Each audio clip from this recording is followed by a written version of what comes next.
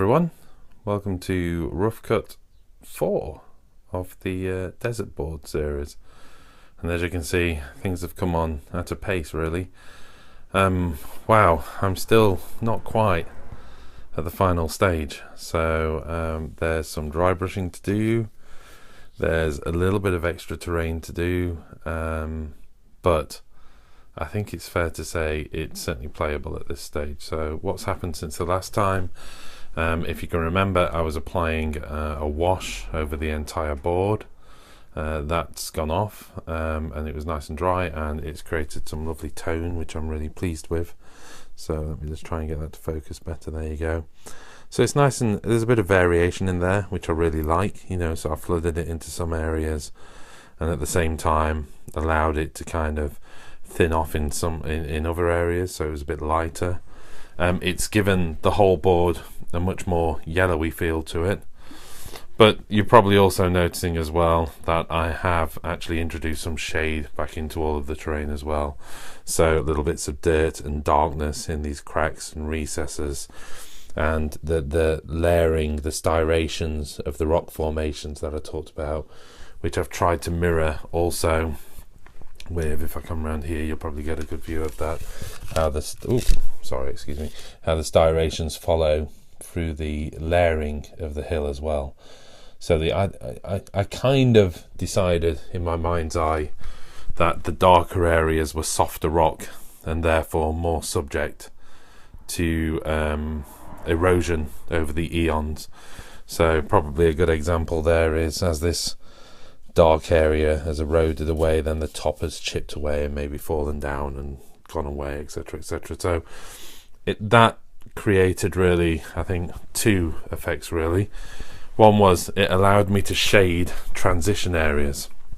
So if we were to take this, it allowed me to go along here and create a nice little dark shade and have a legitimate reason for it, because really there's no overhanging rock or anything there, but I wanted to create a contrast between the raised areas and the flat areas.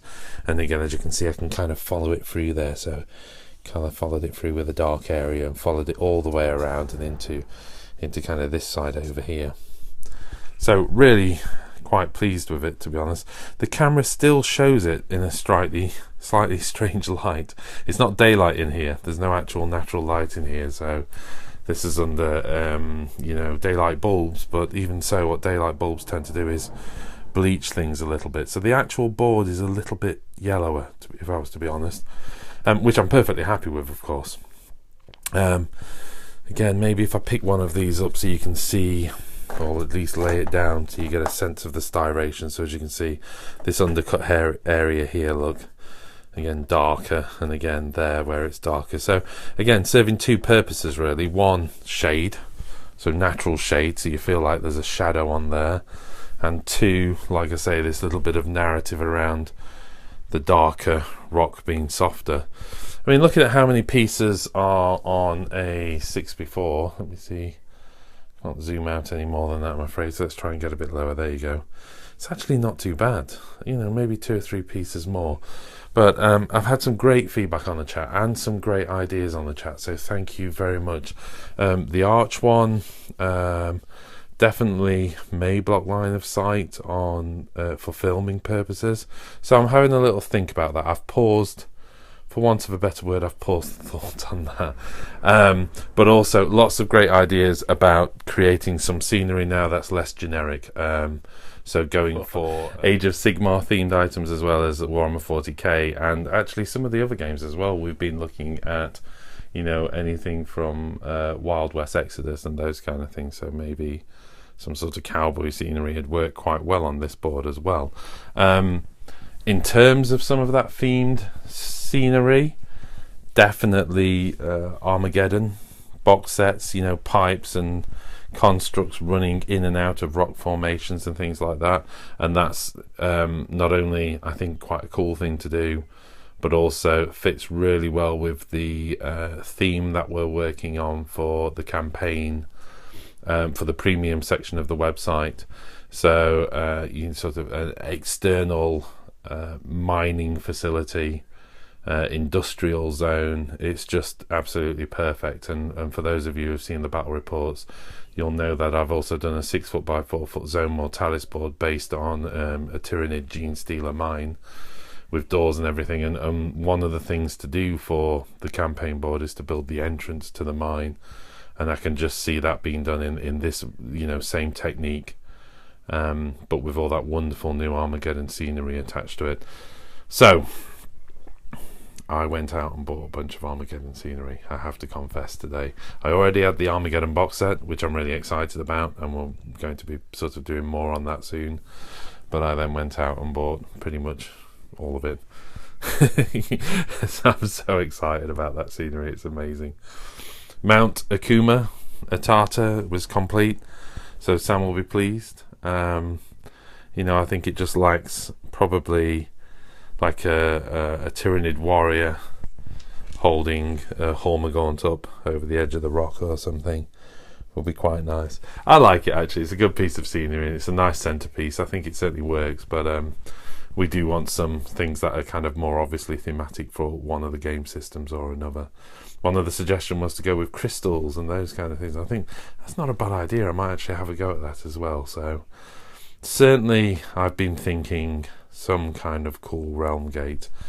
I'm going to swap cameras, so excuse the shake, but I just want to show my Sylvaneth realm gate, which I'll just point at some nice scenery while I fire this up. So this was done a while ago and it's not quite complete, but it's getting there. So just to give you an idea of what my Sylvaneth realm gate looks like. So we have that with the soul pods in, and again this is to accompany a whole bunch of scenery we've been doing for Age of Sigmar, and there's a board coming for that as well. So just to give you an idea in terms of size and scale, I think it'd be quite nice to work on a deserty sort of realm gate that will fit really nice with this board. Right, I've kind of gone off track a little bit and given you a sneak preview of one of our next projects as well, but maybe worth it. So thank you for listening. It's been a slightly longer than usual rough cut. As you can see, progress is there. Probably the next time you see this board, I might do a little bit just on the dry brushing and the impact it has on it, but if not, the next time you'll see this board will be in a battle report. Alright, thank you very much for tuning into these rough cuts. As I said, it was a trial. I'd appreciate a comment if you'd like us to do more of this on the hobby projects we do as we go along. I hope so, because I kind of enjoy doing these. They're nice and quick to do, and it enables us to show you what we're doing from a hobby point of view, because we're still trying to keep that hobby train moving forward, as well as doing all the work on the videos and the websites and all the rest. So it's nice to be able to keep you posted on all of this.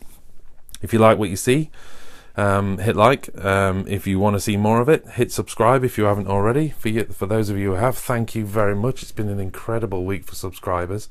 We're so pleased at that. We're a little bit giddy, I have to confess. And if you really want to support us as well, we have a website, wargameronline.com. If you go over to there, there's an option to actually subscribe to premium content as well.